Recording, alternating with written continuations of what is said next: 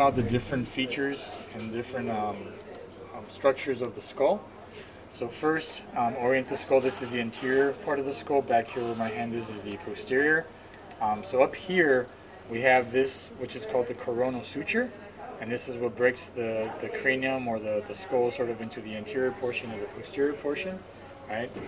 And I failed to actually mention that I'm going to do these in order. So on page 117 of your lab manual, all the terms I'm going to do them in order. So this is a coronal suture, all right? Next is the parietal bone, which is located here. It's the largest bone in the skull, all right? Then we have the temporal bone, which is located here. So this is basically near where your temple would be, all right? Next, it's called the lambdoid suture, which is found in the back of the skull. Right, you can see this suture here, which is actually not listed on the lab manual. This is called the sagittal suture. Right, so the sagittal suture comes from the anterior end to the posterior end, and it joins the lambdoid suture. Okay.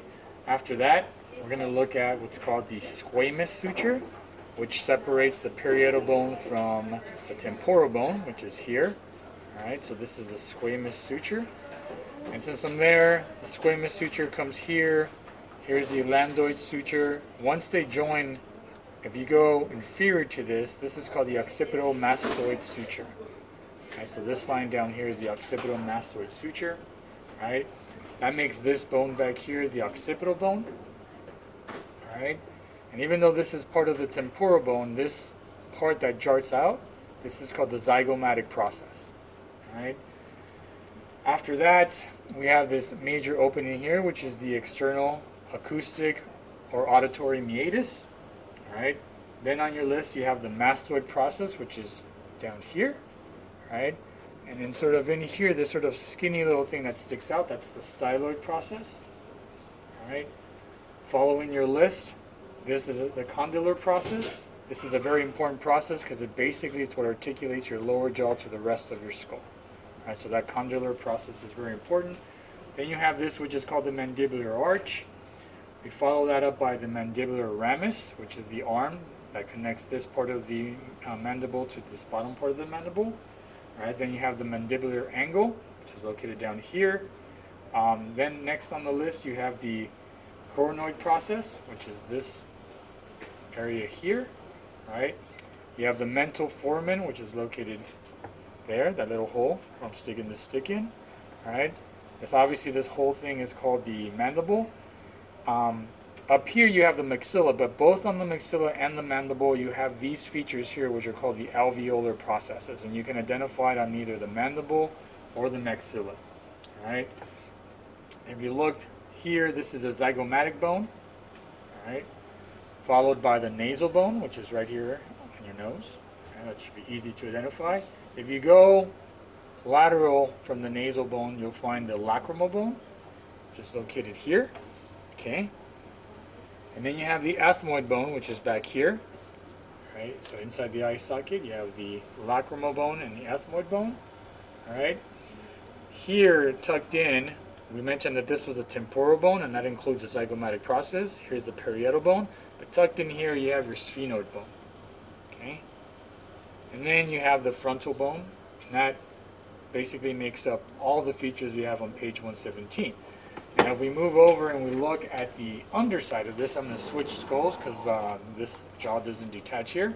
So we're going to go through and we're going to identify all the features that we have on page 118. Right? Up here, this sort of anterior area, again, this is the front of the skull, so this is anterior. Down here is most posterior. So then the interior end of the underside of the skull, you have your maxilla. All right? This is also known as palatine process, but this is your maxilla. Back here, this is important. This is your actual palatine bone. And you'll notice that there's these little sort of ridges or these nubs here. All right? That's important because that forms your horizontal plate. Okay? Now on the skull, you might notice that there's a line, a groove, or a sort of indentation that runs from the posterior side all the way to the anterior side. Back here where you have your palatine bone, all right, that's going to be known as your median palatine suture. All right, so that's located there, median palatine suture. Once you get up into this maxilla area, this becomes the intermaxillary suture. And that ends when you see this little divot here, this sort of like groove or this hole right here. That's your incisive fossa. Okay, so that ends there. Okay, now if you look at the skull from the underside, you can still make out the zygomatic bone, which is here. You can still make out the zygomatic process, which is part of the temporal bone. Right, moving down on the list, you have this flat area here, which is the mandibular fossa. Right. If I grab the lower jaw, that's important because that's where that condyle we mentioned articulates to the upper part of the skull. All right. Then you have the styloid process. All right. I'm sorry, styloid process is here. Sorry about that. That's the styloid process. All right. And then we have the mastoid process, which is this right here. Okay, so we have this bone here. Now on their list, it shows the parietal bone, which you can technically identify, but I'm not going to lie. I'm probably not going to ask you to identify the parietal bone from this angle of the skull. It's just a very small sort of region, so you don't have to worry about that. But this part back here, this is the occipital bone. This whole thing back here is the occipital bone, so you could be asked to identify that.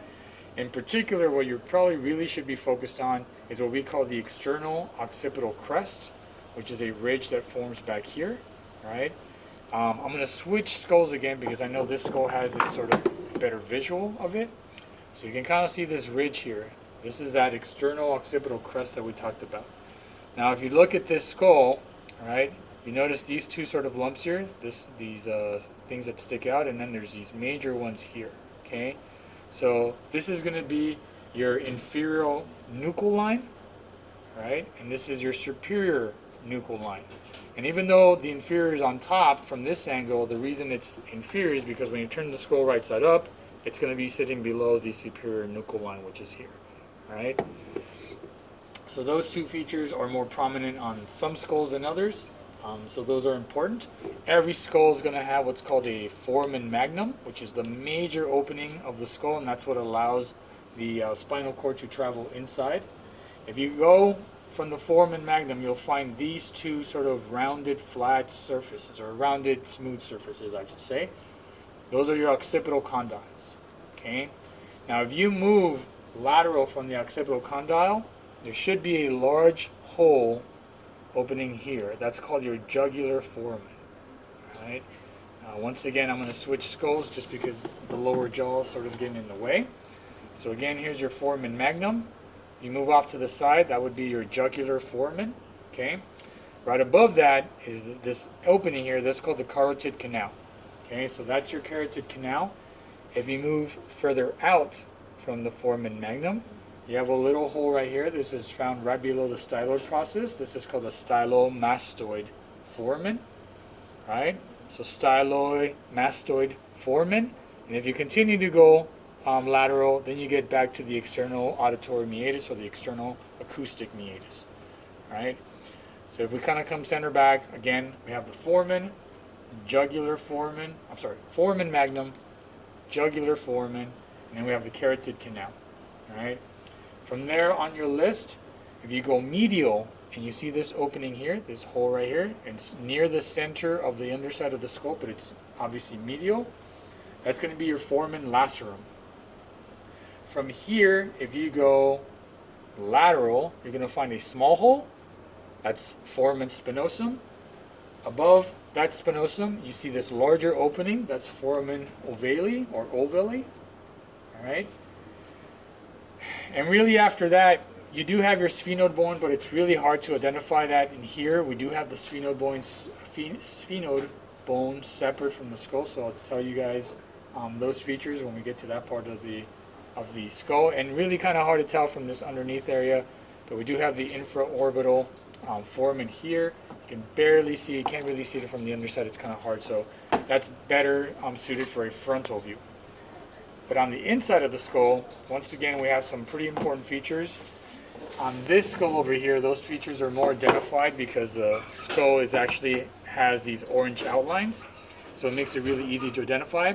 There are three important regions in the inside of the skull. Okay, you have this area up here, which is called the anterior cranial fossa. This middle area here, which is called the middle cranial fossa, and then this area back here, which is called the posterior cranial fossa. Okay. Again, if we sort of follow this this direction from page 119. I'm not going to mention the ethmoid bone or the sphenoid bone here because again we have those separate. So if you look at the middle cranial fossa in this region here, you're able to identify the temporal bone, and you're able to identify sort of this flat region here. That's known as the petrous part of the temporal bone. So that would be the flat area there, okay? And when you look underneath there, all right, you'll notice that there are two openings. There's a small opening here and a larger opening here, okay? The small opening here, that's the internal acoustic meatus, all right? This larger opening down here was the jugular foramen, right? So we revisited that jugular foramen, okay? Once again, we have the foramen magnum, which is located here, all right? And if we orient ourselves back to this middle part here, this major hole that you see located there, all right, that's foramen lacerum, right? If you go from foramen lacerum and you go over to this oval-shaped opening, that's foramen ovale or ovale, all right? Then we have this small opening here, that's foramen spinosum. And if you go in here, this medium-sized opening, that's foramen rotundum, okay? And then in the same middle area where these sort of processes stick out, there's another opening here, and that's your optic canal. So if I stick this, you can see that it comes out in the eye.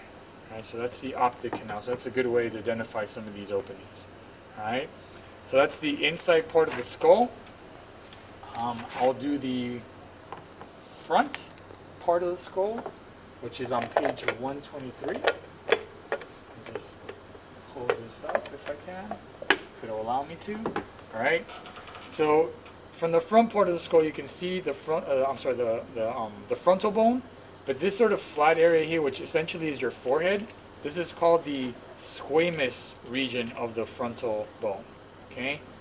Down here, sort of not necessarily right between your eyes, but right above the ridge that's found in that area. This specifically is known as the glabella. Right. So we have the glabella there. The squamous region of the frontal bone, this whole thing is a frontal bone, all right? You have the nasal bone here, all right? Now, from within here, from within the eye, you can see this bone back here, that's the sphenoid bone, all right? And that's particular is the greater wing of the sphenoid bone, and I'm going to show you that in a separate bone. Then you have these slits here. This is the inferior orbital fissure. Then you have this slit up here, which is the superior orbital fissure. And then you have that big opening back here, which is your optic canal again. That's where the optic nerve goes into. All right. So in here, you have now the ethmoid bone in here. All right. Then out here, you once again have the zygomatic bone. All right. Tucked in here, we have the lacrimal bone. All right. Now we can see two more foramens. Up here, we have the supraorbital foramen. Supra, it's above the eye. And then we have the inferior orbital foramen, or infraorbital foramen. Okay. From this angle here, when you look at the nasal region, the one bone that you can really identify is going to be the vomer, which is this lower part right here. All right. And then you have again the alveolar processes. You have your mandible, your maxilla, you have your mental foramen, which is here. Now in the lower jaw on the inside, there's a hole right there on both sides. There's a hole here and a hole there. This is the mandibular foramen, so mandibular foramen, right? And all foramens allow for nervous tissue and blood vessels to pass through them, right? So that pretty much takes care of the frontal view of the skull.